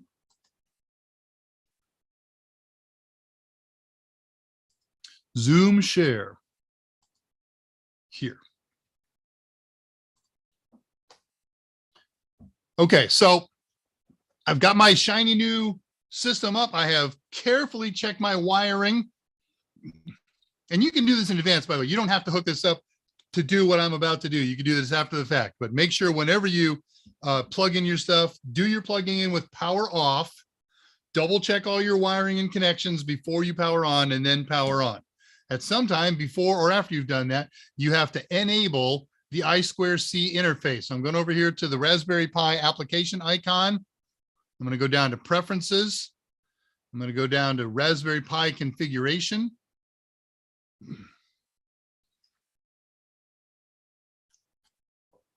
You can see across the top here, I have interfaces. I have SSH enabled, so I can SSH to it. I have VNC enabled, so we can do what we're doing now. And here's SPI and I2C. So you enable the I2C interface, you okay it. And this is one of those really nice ones where you don't have to reboot. All done. So now the Pi will be able to send data out and receive responses from on the pins that we've selected to be, we didn't select them. Those were the I2C pins. So that's what we need to do for configuration. Are we about done? Because this is really simple for as long as I've dragged it out. Get your SSD 1306 1x1 display. It's got 4 wires on it. Hook up 4 DuPont cables to it. Hook up the other ends of those cables to the correct, be really careful about that, or you will fry your Pi and you will fry your OLED display. The Pis aren't cheap. 35 bucks, you get the idea. But With the OLED, it was inexpensive at least. And then enable the I2C interface. Checking my notes here. Chip to chip, I2C is a serial interface. It sends data to and from. And I did that. It's got to be enabled. I just showed you. Oh, by the way, if you wanted to do this with an SSH connection, instead of the graphical utility to do that, you would just log in on a terminal session and run sudo raspi, raspi-config. And there's an interfaces menu in there where you enable I2C.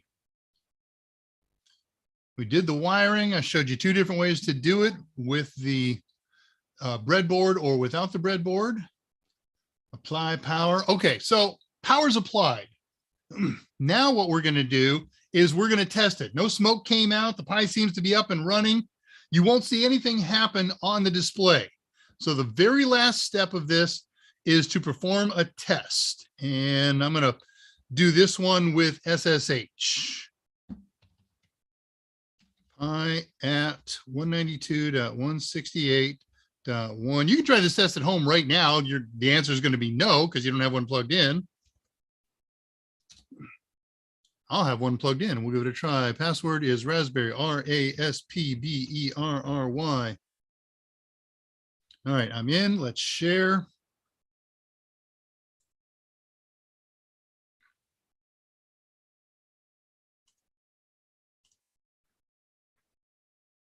So right now I have the display running some stuff. And I want to kill that. I want this to have a nice blank screen. I got to do two things. First of all, I've got to find out the process number of where it's running. I have it running as what's called a background task. I'll get into this next week. Python running test Pi. The process number is 3091. I ran PS space aux to get a list of all the process ID numbers and the programs that are running them. So now to stop that process, I'm going to kill, and then the process number. What did I say it was? 3091, 3091. Now my OLED display is still on, but it's not scrolling anymore. The contents in its memory buffer are frozen. And if we run this PSOX again, remember it was 3091, and these are alphanumerically organized. There is no longer 3091, so it's not running anymore. I'm gonna, idiot. Now I'm gonna run a program to clear the screen on my OLED, and then I'm gonna show you two screens at the same time here. Go into my folder where I keep all my programs for this project, OLED screens. And I have a program in here called clear.py. That clears the screen, not surprisingly. So I'm going to type in Python clear.py. And while you can't see it, bam, my screen just went dark. It looks just like this. Ooh. All right, so now what we're going to do is run the test to see if it's being detected. I've got it plugged in. I hopefully got all the cables right. I've enabled the I2C. So what we're going to do is we're going to run in the command I2C detect -Y1. There's two I2C channels, and I wired it up to channel 1. And what we're looking for here is any value in here. Usually 99.75% of the time, an SSD 1306 has the identifier of 3C. I don't care what column it is in. I don't care what row it's in. If I see a 3C in there, I2C has found it and it's able to talk to it. He sent out a response. He got back a response. Now you could use the other I2C channel on, I mean, we wired up on different pins and use I2C2. There's no devices on I2C2. That's it. That's the hardware. That's the wiring. Very simple to do. So if you want to do this along with me, I've got just oodles and oodles and oodles of cool. I got 20 minutes. I can show you something really fun. We'll do this next week. We'll do the software side of things. And let me give you an idea of what you can do with that display. Let me get this program running. This will just take a second. Right there. Close that. Go into this folder. This one. So I did all these today. I just took pictures of some things that I've been working on displaying and coding and things like that. Some of them were already done. Some of them I've modified. Some of them I've created myself. It's really easy to do all of these things. Share screen with this one. So that one obviously wasn't pre-coded. I made a drama. And I tried a lot of the things that I did. I tried them with reverse imaging. So bright foreground, dark background, and other way around. Do them as inverted colors. So that's the same image with inverted colors. And I'll show you how to do those last week. Now this one is set up to show in resolution 128 by 32. That's a cat image. And then we can sharpen it up. Sorry, this one's 32. The other one was 128. I was too stretched out. What's cool about that is there's an image and there's text on there at the same time. So it kind of points up some of the capabilities that this thing has. Found a picture of Popeye slugging it out with olive oil. By the time I down-resed it to fit on here, it's pretty rough. And then when I tried the inverted colors, that just came out awfully. It's a Raspberry Pi, right? And that's their symbol. Let's try it in inverse. Not bad. I haven't taken the screen protector off. That's one of my OCDs. I wait until it falls off on those things. Some image collection that I found. Had to resize all of this. Mascot at Texas Tech. Resizing didn't do well. Logo for Texas Tech because the kid goes there. Hey, the Total Seminars logo. It has all kinds of shape drawing capabilities. These are just some of the samples that I grabbed. This is called a frame buffer display. We're looking in the guts of the circuitry here. This is moving. I defined a sine wave pattern on the screen and then had letters occupy the sine wave and then, okay, start moving them line by line. I can get 4 lines of text depending on the font size that I use. I can get more than that for some font sizes. That was only 3 there. Everybody's got to do a hello world, right? Here's a 3-liner.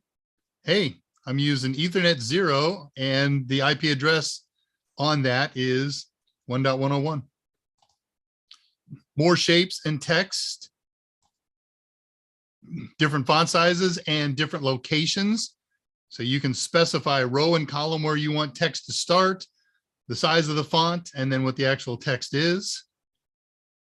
This is much more clear when you look at the display with your eyes. It's double interlaced and the camera is really fast, so it's only picking up half of the interlacing. It looks nice and solid when you do that. It looks like the IBM font. This is a modification I did to that time one. This shows how many seconds this has been up and running. I rebooted this thing this morning so that I could relocate it in front of the potato cam. So it's only running 19,000 seconds, 20,000 seconds as of 1 o'clock my time this afternoon. That's it. Okay, there's lots more, but you get the idea. So we're going to get into how to do all that stuff on next Friday's show. So here endeth the lesson. We've done the hardware side of things. It's very easy. Get your 3 items, your DuPont cables, your breadboard if you want one, and the display. Put the appropriate pins on the GPIO pin of your Raspberry Pi to the appropriate pins on the breadboard and SSD 1306, or straight bypass the breadboard and then enable, after you're sure that you've carefully checked all the wiring, enable the I2C interface. Reality is, if I did this step by step without any explanation and background, it's a 5-minute job. All right, well, let's do what you all really came to do. Let's do a contest. Yeah, we have 15 minutes of show left. We can do this in about 5 or 6 minutes, and then 10 minutes to answer final questions, and things are going to be great. This is going to be for a CompTIA exam voucher, any exam voucher except for CYSA. The winner is going to send me an email to claim their winnings. So I got to keep that up. Sorry, trying to get ahead of myself here so I can do this efficiently when we get there. And then I'm going to take the information, if it's correct, filled in on all the right fields, and give it to CompTIA, and then out of my hands. If you get it, fantastic. If you don't get it, there's a few people who didn't get theirs. I've made a list, and if you're among those people, I'm sending my list in tonight for double checking. My guess is everything has been sent out. They told me that everything's been sent out. People just didn't get them because they went to their spam buckets, or they sent us typoed email addresses, or they sent us email addresses that they never use or they never check. But what will happen is they're going to look into all those, see if they've sent them. And I don't know what they'll do after that. Again, it's going to be in all their hands. But if they miss anybody, they'll send it, I'm sure. If they didn't miss anybody, they may resend.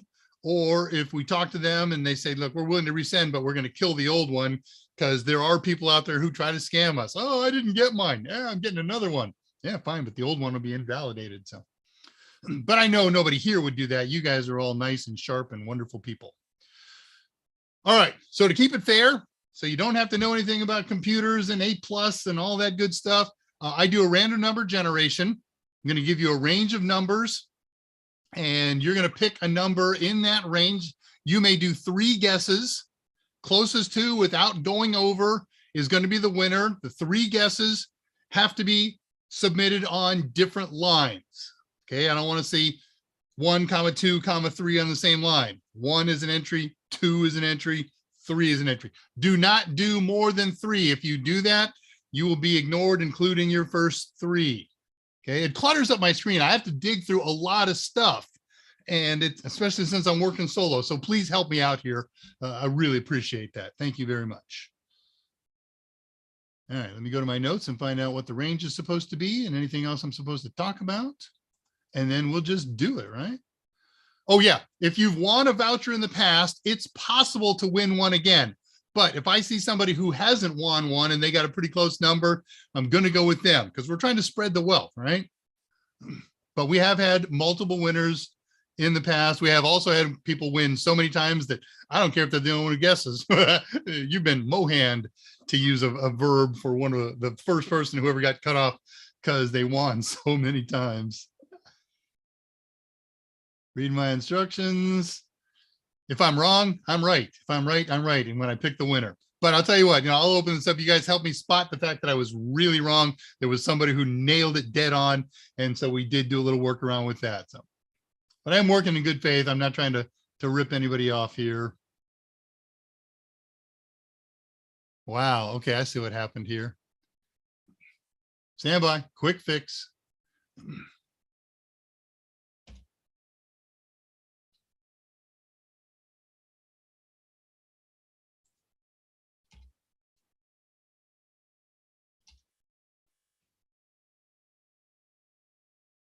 Got to look at the right answer so I can hunt.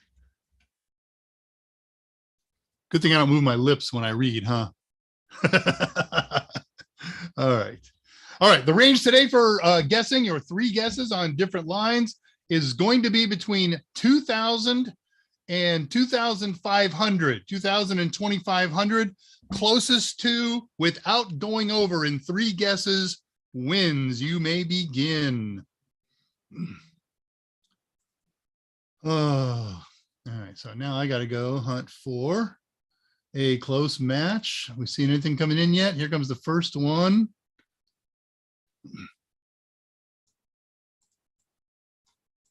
By the way, if you want to play, and you don't want to win because you know I'm going to say no, just put the word pass after your guess. Stop it. I have a winning number so far. The first number is always a winning number, right? If it doesn't go over, but then somebody may get closer after that.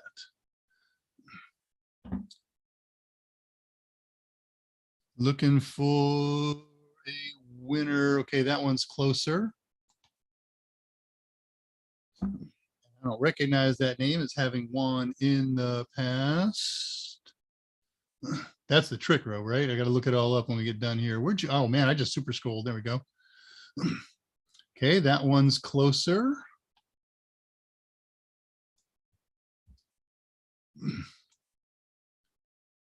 Is that one closer?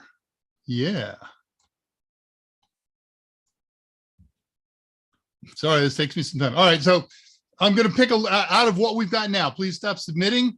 From the list that I'm working with is where I'm going to select.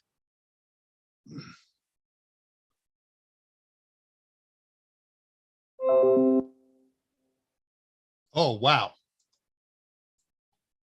I got a one that's within 5, but I think they've won before. So let me check that on my list. In fact, I think it's a fairly recent winner. Yes, you're a recent winner. Sorry, that one's not going to happen. So this is my winner so far.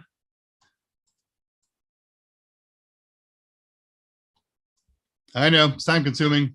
That's why one of the many reasons I need Andrew here.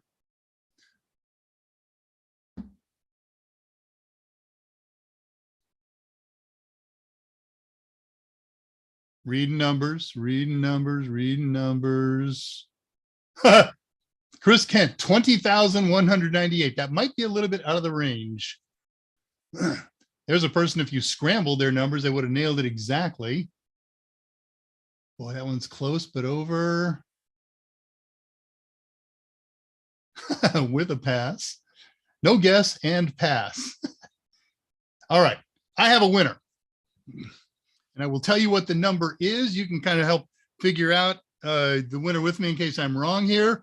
The correct number was 2205, 2205. And I'm going to fill out my paperwork here real quick so I don't lose it. And then I'll announce the winner and see if it agrees with who all you agree with.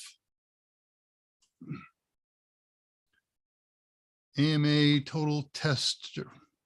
Okay, here's the date. There was the 22. Winner line goes here. Save that. Control S. Okay, all the paperwork is done. So I show the winner. Why did you just hit that?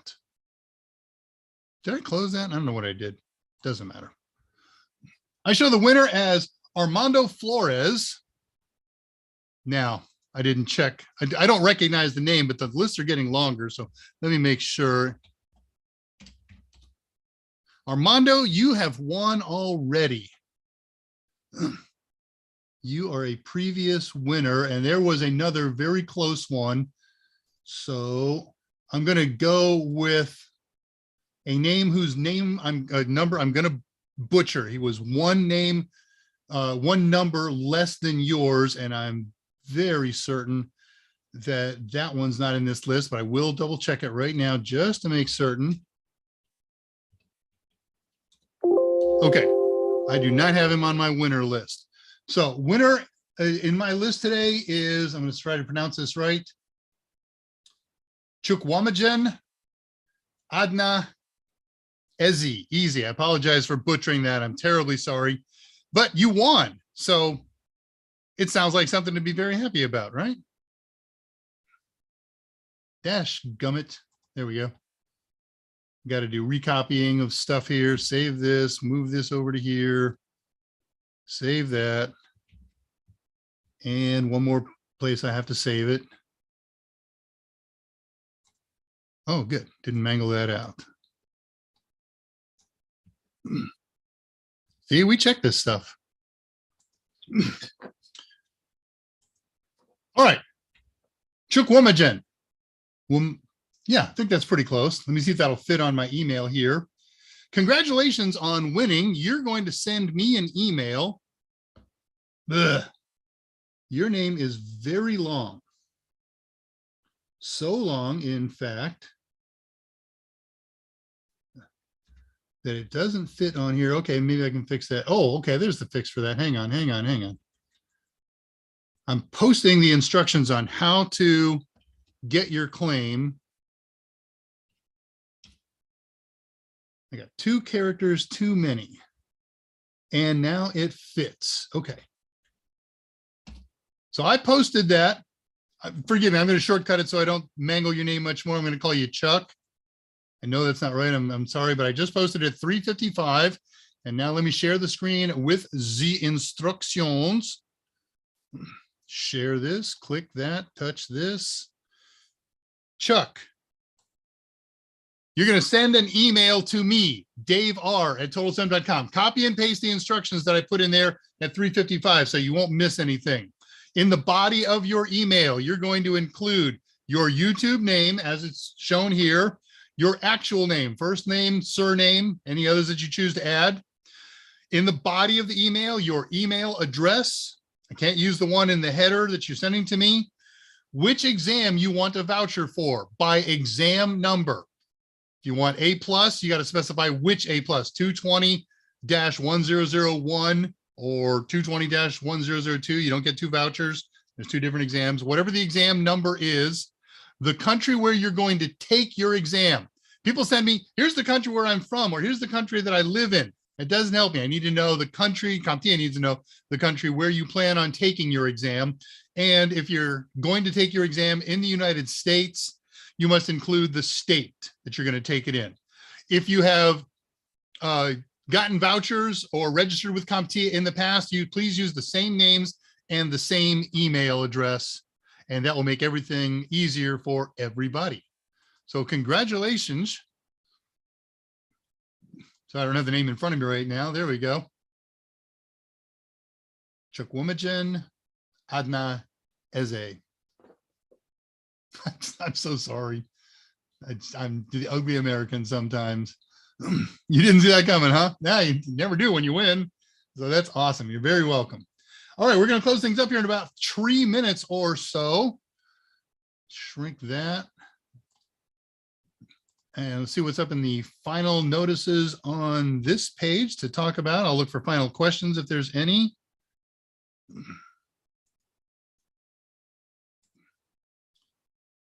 Okay, final questions and then final notes. Elwood Ayub is here. Siegfried was here. As you may notice, Siegfried, your number was closer, but you're a very recent winner. Vegas Brent is back, a recent winner as well. You're better off paying for one of the A+ exams and using a second voucher for Net Plus. You know, better off, that's subjective, and I'm not going to offer advice like that to anybody. You're better off doing what you feel is best for you. Nope, 1 voucher. All right, notes to close things out. Next week's show, Monday, Mike is going to do his regular show. So far, he doesn't have a feature planned for it. My next week's show, as you know, is going to be part 2, the software side of using our OLED display. After that, my next 2 tentative shows are Minecraft using Java, and then Minecraft bare metal, if that works out. And then the show after that, Andrew and I are going to team up a project and do Nessus on Raspberry Pi. So perfect timing to wind things up. As ever and always, my eternal gratitude to Mike Myers for giving us this resource and time to get together, to Andrew Hutz when he's working the back channel, everyone at Total who helps to make this possible, and foremost, you guys. If you're not here, there is no show, and I'm just going to sit here typing and writing all day. So my most heartfelt gratitude goes to you. I am Dave Rush. I'm the senior instructor at Total Seminars and resident Pi specialist. I'm wishing you a great weekend. I wish you to take care of each other, take serious steps to stay healthy, call or visit your parents if that's possible. And never forget, technology is great, but the greatest resource we have are you and I. So with that, good night. I will see you on Discord in a few minutes and at the AMAs next week. Until then, I am out of here. This presentation was recorded before a live studio, not studio audience, and is a production of Total Seminars. No animals were hurt during the production of this program. Later.